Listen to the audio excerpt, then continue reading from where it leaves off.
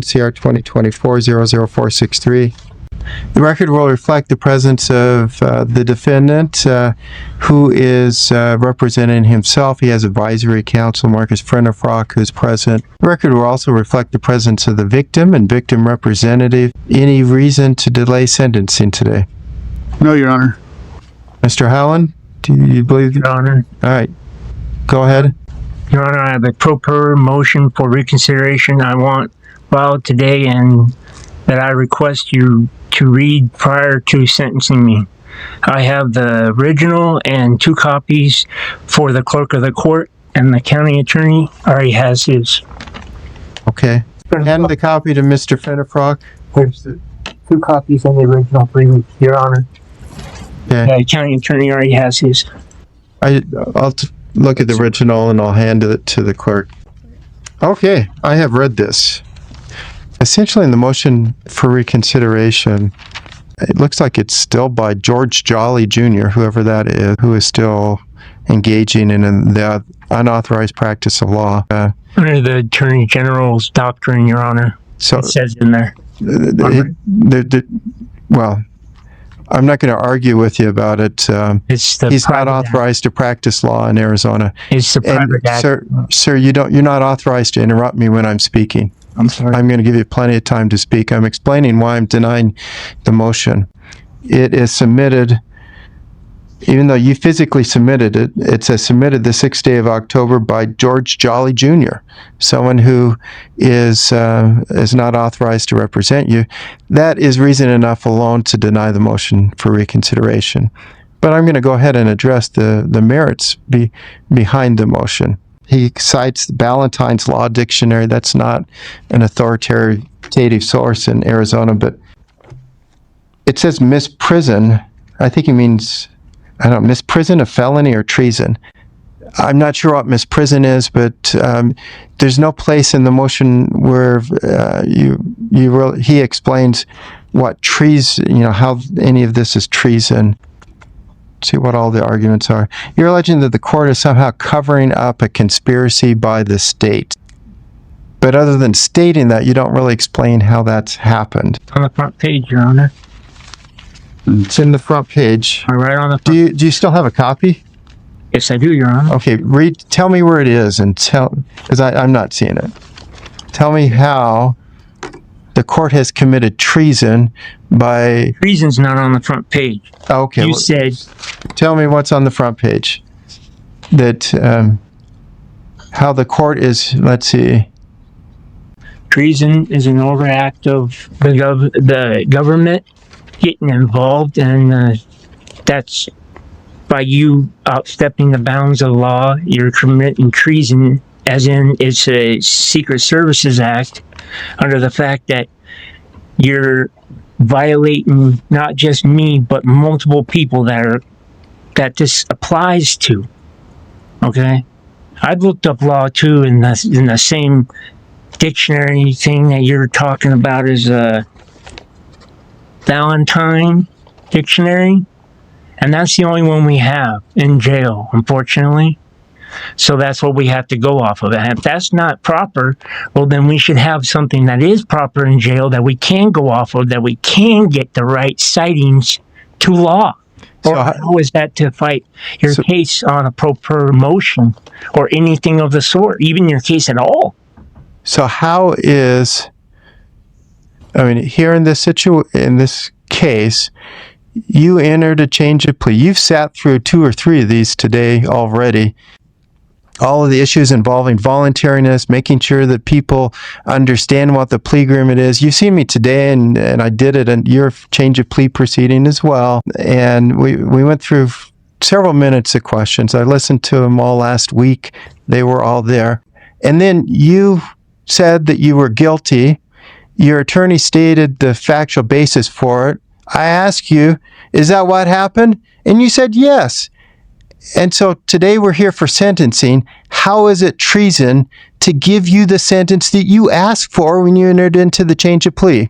I asked for a motion to pull the plea. And I denied that. How is it treason to sentence you according to the plea agreement that you entered into voluntarily several weeks ago. That's in the notice, Your Honor, as well. That's in the notice. I don't understand. The notice that you struck him from the record? Well, It's in there that they were outdated one day. They were past their deadline. And you struck that too. And you've also struck the fact that George Jolly's not to practice law under the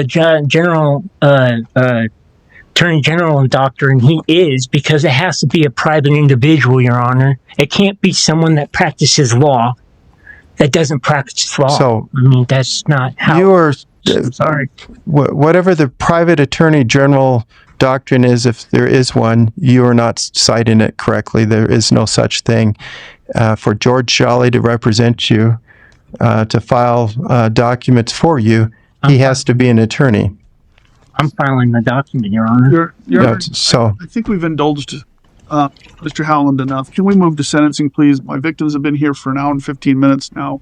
we'll move to sentencing when I move to sentencing, Mr. Collins. All right, I'm just asking the. Thank you. That's all.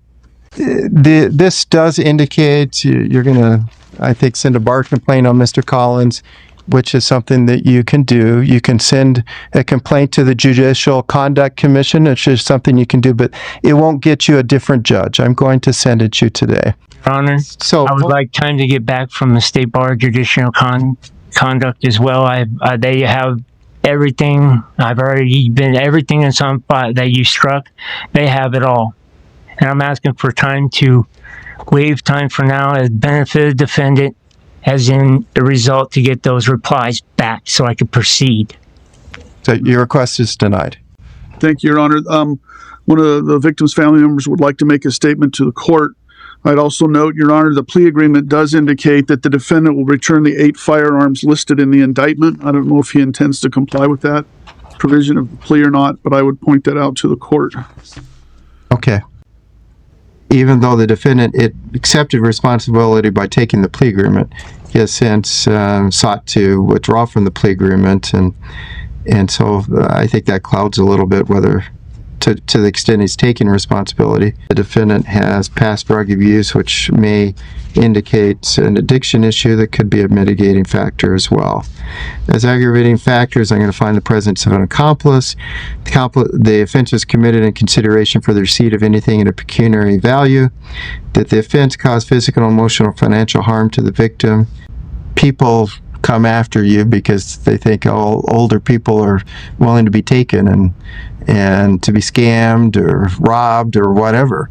And you will, as you get older, you'll feel that, and and that's, this victim is over 65.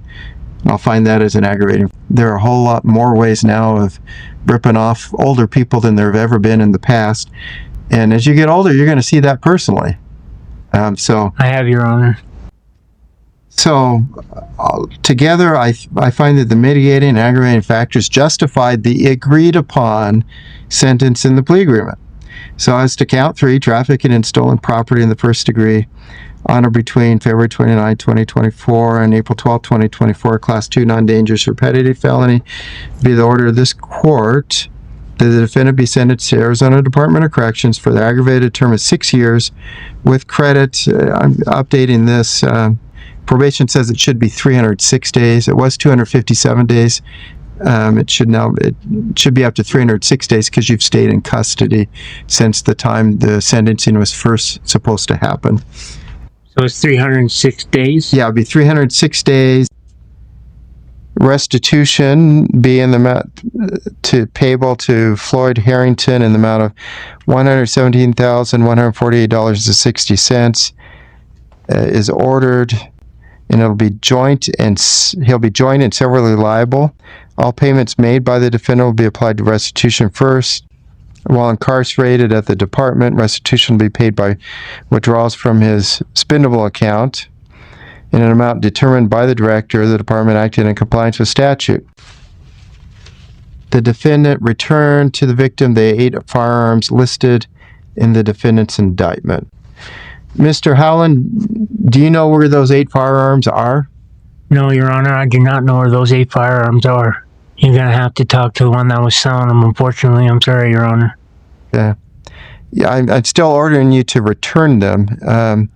Obviously, and you can't physically go get them because even if you knew where they are, because you're in custody and you're going to prison. So, but the order of the court is that you return those firearms. All of that said, you do not have the right to appeal this sentence. You do, however, have the right to file a petition for post-conviction review with this court within 90 days of today's date. If you need an attorney to help you with that, one can be appointed for you. If you need copies of transcripts or other court records or documents, those can be provided for you as well. Ask for those right now, or would I have to ask for those then? Are you requesting an attorney to file a petition for post-conviction relief? Yes, Your Honor.